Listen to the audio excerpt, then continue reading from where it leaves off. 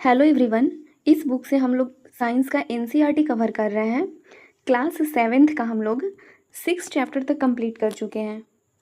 आज हम लोग 7 चैप्टर स्टार्ट करते हैं, जिसका नाम है मौसम, जलवायु तथा जलवायु के अनुरूप जंतुओं द्वारा अनुकूलन। इसका पहला क्वेश्चन है, मौसम और जलवायु के संदर्भ में निम्नलिखित कथनों पर विचार कीजिए। पहला है, किसी स्थान पर तापमान, आर्द्रता, वर्षा, वायु वेग आदि के संदर्भ में वायुमंडल की प्रतिदिन की परिस्थिति उस स्थान का मौसम कहलाती है। जो ये बिल्कुल ही करेक्ट है। प्रतिदिन जो चेंजेस आते हैं उसको हम लोग क्या कहते हैं? मौसम कहते हैं। सेकेंड है, किसी स्थान के मौसम की लंबी अवधि में एकत्रित आंकड़ों के आधार पर बना मौसम का पैटर्न उस स्थान की जलवायु कहलाता है। उपर्युक्त कथनों में से कौन से कथन सही हैं? इसमें से आपको करेक्ट बताना है। तो जो लंबे अवधि के बाद जो मौसम के पैटर्न को एकत्रित किया जाता है उसे हम लोग जलवायु कहते हैं। सेकंड भी सही है, इसीलिए इसका करेक्ट आंसर हो जाएगा ऑप्शन नंबर सी। दूसरा क्वेश्चन है, ध्रुवीय क्षेत्रों के संदर्भ में निम्नलिखित कथनों पर विचार कीजिए। पहला, यहाँ 6 महीने के दिन और 6 महीने की रात होती है। दूसरा, ये क्षेत्र सदैव बर्फ से ढके रहते हैं तथा सर्दियों में तापमान -37 डिग्री तक हो जाता है। तीसरा है, यहाँ ध्रुवीय भालू, पेंगुइन और रेंडियर पाए जाते हैं। ध्रुवीय क्षेत्रों में पेंगुइन और रेंडियर पाए जाते हैं, ये भी सही है। चौथा देख लेते हैं, अनेक प्रकार के पक्षी सर्दियों के आते ही वहाँ से अपेक्षाकृत गर्म स्थानों पर प्रवास के लिए चले जाते हैं, ये भी सही है। तो देखिए, ध्रुवीय क्षेत्र में 6 महीने की दिन और 6 महीने की रात होती है। फर्स्ट भी हमारा करेक्ट है और सेकेंड भी करेक्ट है, क्योंकि सर्दियों में तापमान जो होता है -30 डिग्री सेल्सियस तक हो जाता है। तो चारों ही करेक्ट हैं, तो इसका करेक्ट हो जाएगा ऑप्शन नंबर डी। तीसरा क्वेश्चन है, उष्णकटिबंधीय क्षेत्रों के संदर्भ में निम्नलिखित में से कौन से कथन सत्य हैं? इसमें आपको सत्य बताना है। पहला है, इन क्षेत्रों की जलवायु सामान्यतः गर्म होती है। बिल्कुल सही है, क्योंकि उष्णकटिबंधीय क्षेत्रों की जो जलवायु होती है वह गर्म होती है। दूसरा है, इस क्षेत्र में प्रचुर मात्रा में वर्षा होती है। हाँ, इसमें प्रचुर मात्रा में वर्षा भी होती है।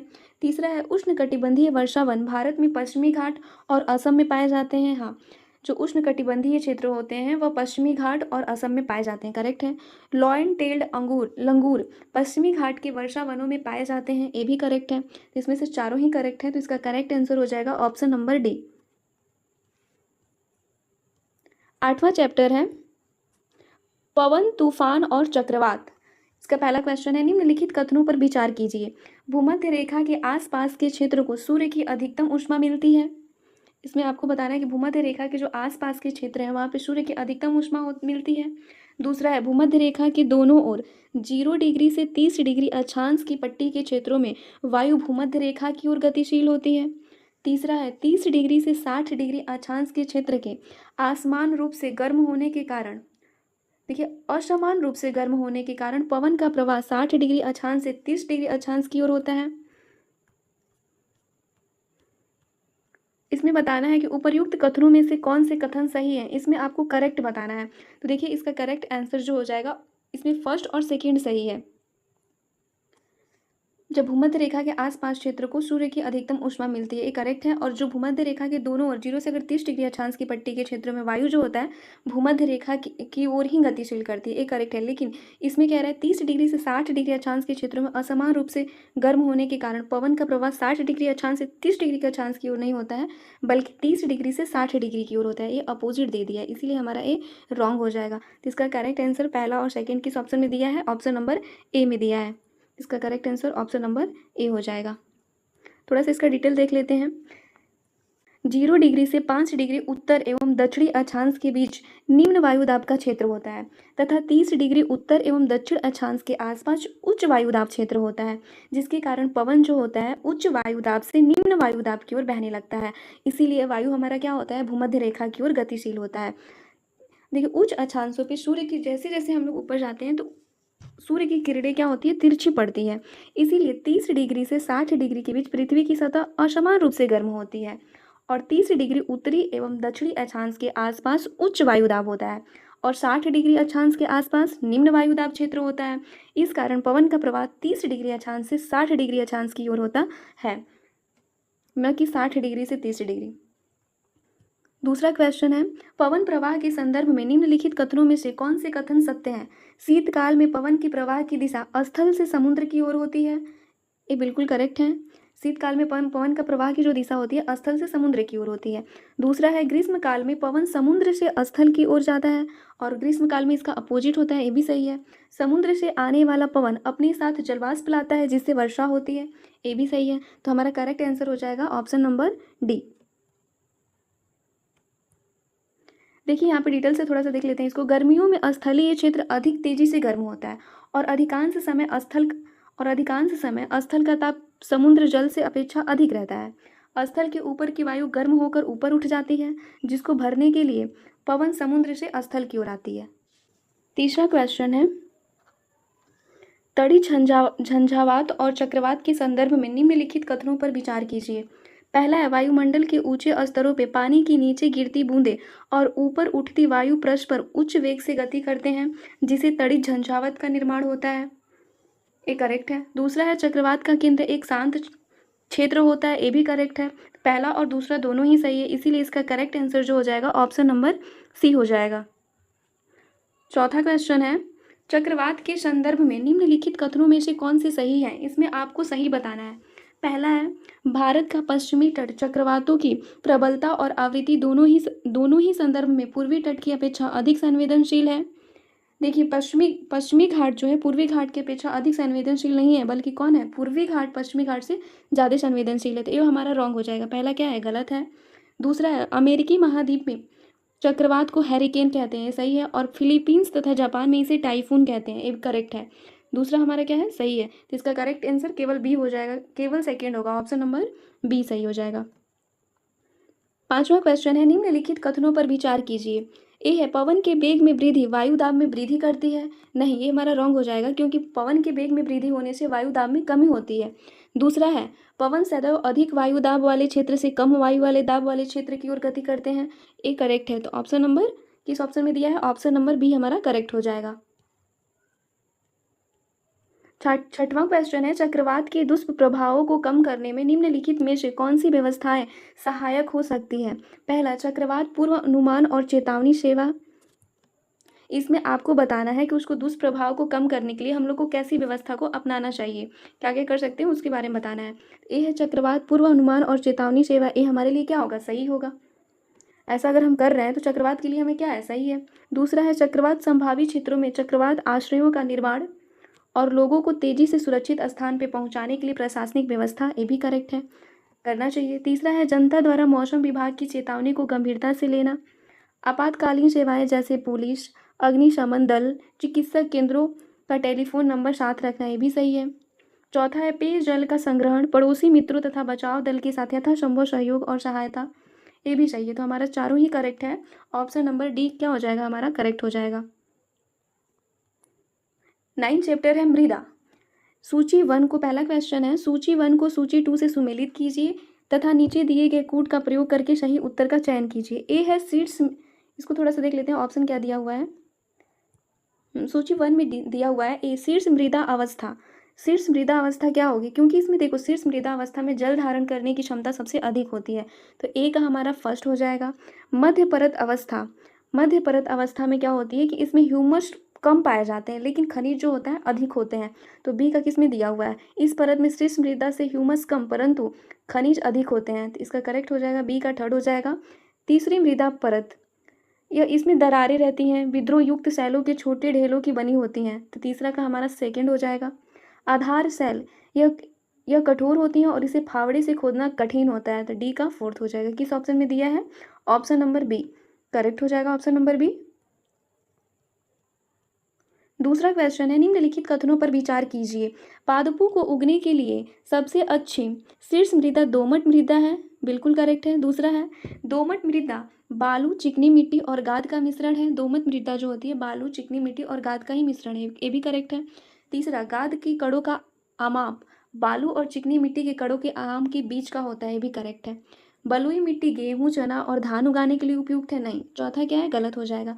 बलुई मिट्टी गेहूं, चना और धान उगाने के लिए नहीं, बल्कि दोमट और चिकनी मिट्टी होती है। इसका करेक्ट आंसर पहला, दूसरा और तीसरा सही है, तो कौन से को ऑप्शन में दिया है, ऑप्शन नंबर बी हमारा क्या हो जाएगा, करेक्ट हो जाएगा। तीसरा क्वेश्चन है, किसी गर्म दिन की दोपहर में किसी खेत अथवा खुले मैदान में जमीन के ऊपर की वायु कंप दीप्त होती दिखाई देती है, ऐसा निम्नलिखित में से किसके कारण होता है? तो इसका ऑप्शन दिया है, ए दिया है सूर्य के प्रकाश के परावर्तन के कारण, बी दिया है विवर्तन की घटना के कारण, सी दिया है वायु में जलवाष्प की अधिक के कारण, डी है उपर्युक्त में से कोई नहीं। तो इसमें आपको बताना है कि ये किसके कारण होता है। तो इसका correct answer option number A होगा, ऐसा प्रकाश के परावर्तन के कारण होता है। चौथा क्वेश्चन है, मृदा के संदर्भ में निम्नलिखित कथनों पर विचार करें। पहला, जल, पवन अथवा बर्फ के द्वारा मृदा की ऊपरी सतह हटाना अपरदन कहलाता है। हाँ, ये बिल्कुल करेक्ट है। ए का पहला क्या हो जाएगा, सही हो जाएगा। दूसरा है, पॉलीथीन रसायन पिड़कनाशी मृदा को प्रदूषित करते हैं। सेकंड भी हमारा क्या है, करेक्ट है। उपर्युक्त कथनों में से कौन से सही है? तो भाई करेक्ट पूछा है, दोनों ही करेक्ट है, इसीलिए ऑप्शन नंबर सी हो जाएगा। 10वां चैप्टर है 10वां चैप्टर है जीवों में श्वसन।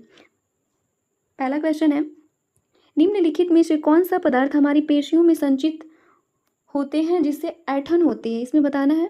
ए ऑप्शन दिया है कार्बन डाइऑक्साइड, बी दिया है लैक्टिक अम्ल, सी दिया है जल, डी दिया है अल्कोहल। इसमें से किसके जमाव के कारण कि हमारे शरीर में ऐंठन होता है वो बताना है। ऑप्शन नंबर बी इसका करेक्ट हो जाएगा, ऐसा लैक्टिक अम्ल के कारण होता है। इसका डिटेल देख लेते हैं। देखिए, बहुत देर तक व्यायाम करने, तेजी से दौड़ने, साइकिल चलाने अथवा भारी वजन उठाने जैसे कार्यों के लिए अधिक ऊर्जा की आवश्यकता होती है, लेकिन ऊर्जा उत्पन्न करने के लिए हमारे शरीर को ऑक्सीजन की आपूर्ति सीमित होती है। ऐसी स्थिति में पेशियां, कोशिकाएं अवायवीय श्वसन द्वारा ऊर्जा की अतिरिक्त मांग को क्या कर लेती हैं, पूरा कर लेती हैं।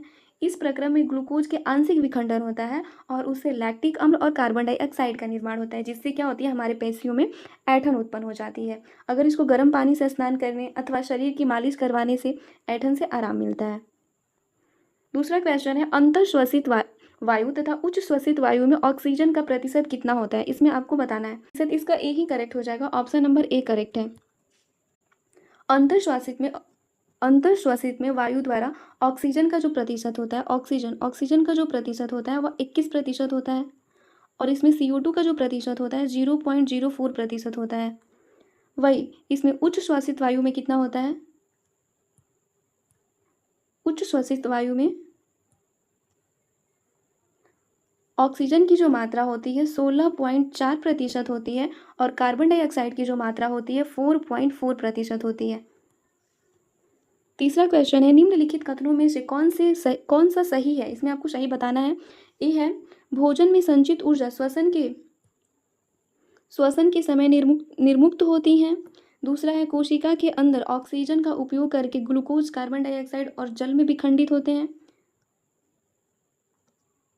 दूसरा। तीसरा है, ऑक्सीजन की अनुपस्थिति में भोजन विघटन को अवायवीय श्वसन कहा जाता है। देखिए, इसका ऑक्सीजन की अनुपस्थिति में भोजन का विखंडन वायवीय श्वसन नहीं, उसे अवायवीय श्वसन कहते हैं। तो तीसरा हमारा रॉन्ग हो जाएगा, पहला सही है, दूसरा सही है। इसका करेक्ट आंसर हो जाएगा ऑप्शन नंबर ए। चौथा क्वेश्चन है, विभिन्न जंतुओं में श्वसन के संदर्भ में निम्नलिखित कथनों पर विचार कीजिए। पहला है, केंचुए श्वसन कार्य त्वचा से करते हैं। दूसरा, मेढक में मनुष्य की भांति फेफड़े होते हैं, तथापि वे अपनी त्वचा से भी श्वसन करते हैं। तो मेढक जो है दोनों से ही श्वसन करता है, फेफड़ों से भी करता है और त्वचा से भी करता है। तो ये हमारा करेक्ट है। और केंचुए का श्वसन जो होता है वह त्वचा से होता है, ये भी करेक्ट है। तो इसका correct answer option number C हो जाएगा।